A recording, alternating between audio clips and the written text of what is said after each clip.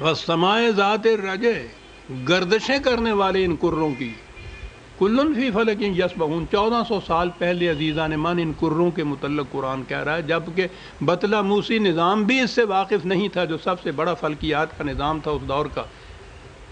اپنے اپنے دائرے میں، فلک میں، آربٹ میں گردش کرنے والے سیاروں کو میں شہادت میں پیش کرتا ہوں، جو آتے ہیں پھر لوٹ کے واپس آتے ہیں، اور ان گردشوں سے موسموں کا تغیر ہوتا ہے، نئی نئی زندگیوں کا نمود ہوتی ہے۔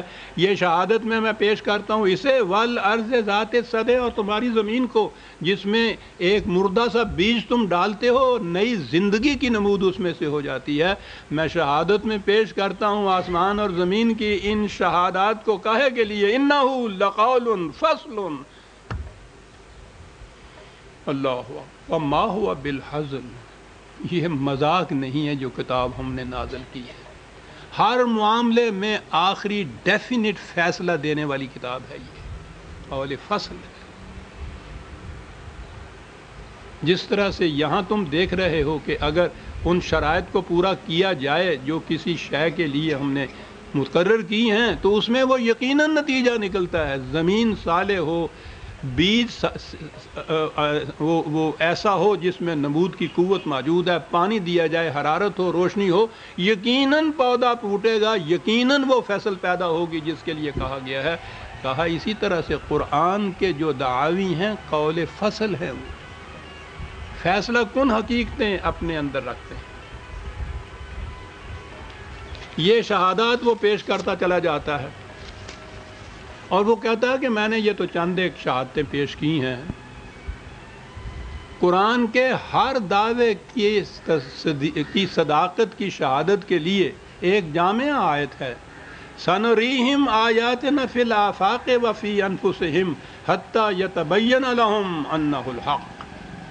ہم خارجی کائنات میں اور خود انسانوں کی دنیا کے اندر ہم تمہیں اپنی نشانیاں دکھاتے چلے جائیں گے، تاں کہ یہ بات ایک حقیقت ثابتہ کی طرح سامنے آ جائے کہ قرآن کا ہر دعویٰ صداقت پر مبنی ہے۔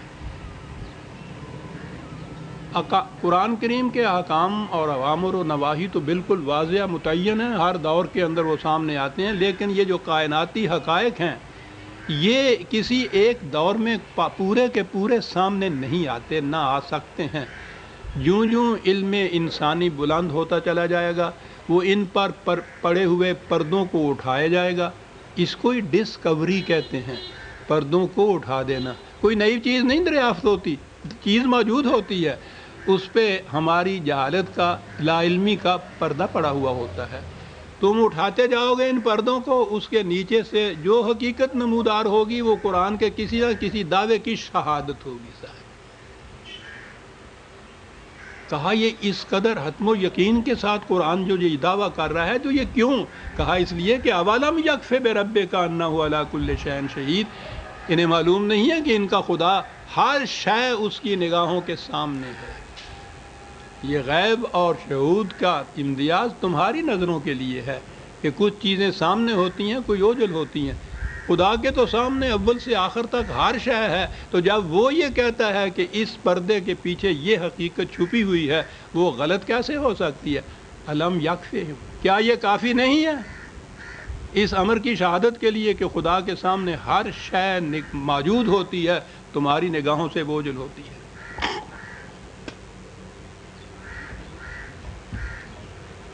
غور کیجئے گا کہ قرآن کیا دعوت دے رہا ہے، اور اسی لیے وہ جماعت مومنین ان کا شیوا یہ بتاتا ہے کہ ان فی خلق السماوات والارض واختلاف اللیل والنہار لآیات لأولی الالباب، تخلیق ارض و سما اور گردش لیل و نہار کے اندر صاحبان عقل و بصیرت کے لیے حقیقت تک پہنچنے کی بڑی بڑی نشانیاں ہیں۔ کس طرح دعوت دیے جا رہا ہے وہ تمام علوم سائنس کی طرف۔ یہی وہ علوم ہیں جن کے حاصل کرنے والوں کو وہ علماء کہہ کر پکارتا ہے۔ اب دیکھیے کہ یہ علماء کا لفظ کہاں آ رہا ہے قرآن میں، اور کون لوگ ہیں جنہیں یہ علماء کہتا ہے۔ الم تر ان اللہ انزل من السماء ماء فاخرجنا به ثمرات مختلفا الوانها. پہلی بات تو یہ دیکھیے کہ یہ پانی بارش کیسے ہوتی ہے. کہتا ہے اس کے پورے پروسیس کے اوپر نگاہ دوڑائیے. بڑی عظیم چیز ہے یہ کہ بارش کیسے ہوتی ہے. کہتا ہے پھر اس کے بعد بارش اور زمین کا تعلق تو دیکھیے. بارش تو ایک قسم کی ہوتی ہے اور زمین سے مختلف اقسام کے پھول پھل پودے فصلیں اگتی چلی جاتی ہیں. الم ترا، کیا غور کیا تم نے اس حقیقت پہ؟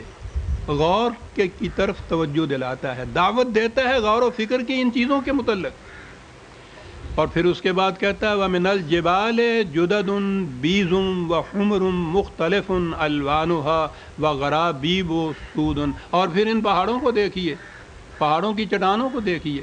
ان میں جو تہیں ہیں وہ تمہیں بظاہر نظر آئیں گی کہ یوں ہی لکیریں کھینچی ہوئی ہیں.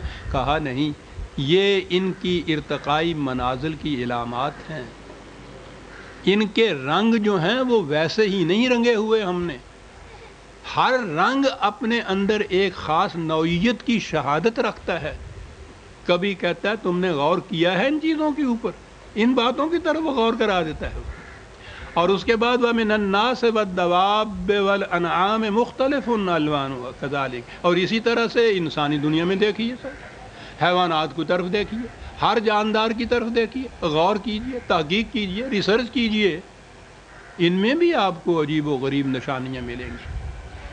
اور ان سب کے بعد یہ کہتا ہے اب دیکھیے کہ علوم سائنس کا کوئی گوشہ ہے جو اس سے باہر رہ گیا ہو. جتنی چیزیں کہیں آسمان کی، زمین کی، پہاڑوں کی، ان کی چٹانوں کی، انسانوں کی، ہر جاندار کی.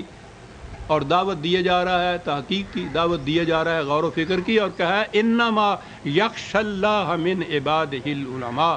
ہمارے بندوں میں سے علماء ہی وہ ہیں جو ان چیزوں کے غور و فکر کے بعد خدا کی عظمت کے سامنے جھک جاتے ہیں.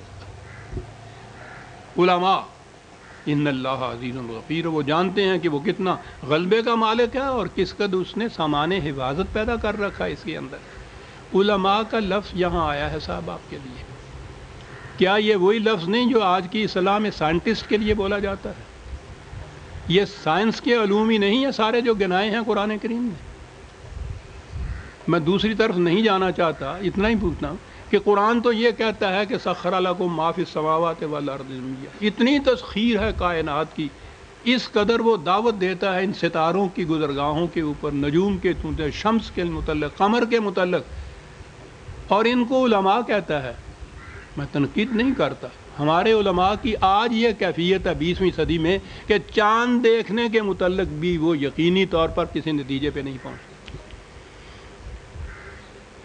دیکھنے کے متعلق وہ چاند کے اوپر چلے گئے ہیں، وہاں جا کے وہ ذاتی طور پر اس کی تحقیق کر کے لائے ہیں، وہاں سے مٹھیاں بھر بھر کے لائے ہیں چیزوں کی.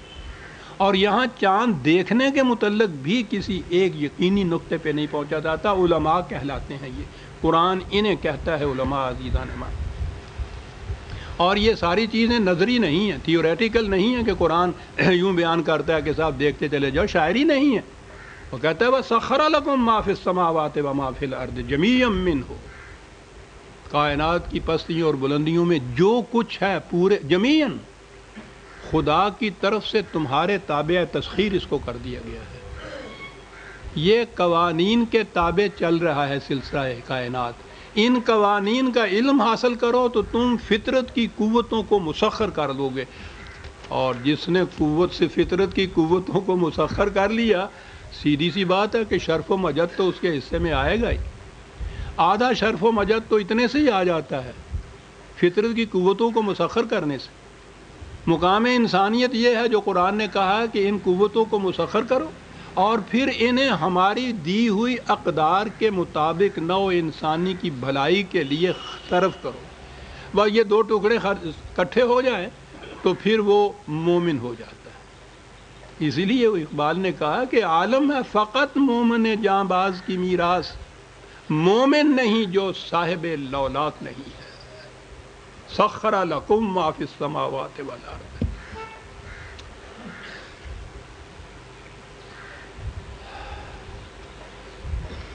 اقبال نے انسان کا تعارف جو کرایا ہے وہ اس کا اپنا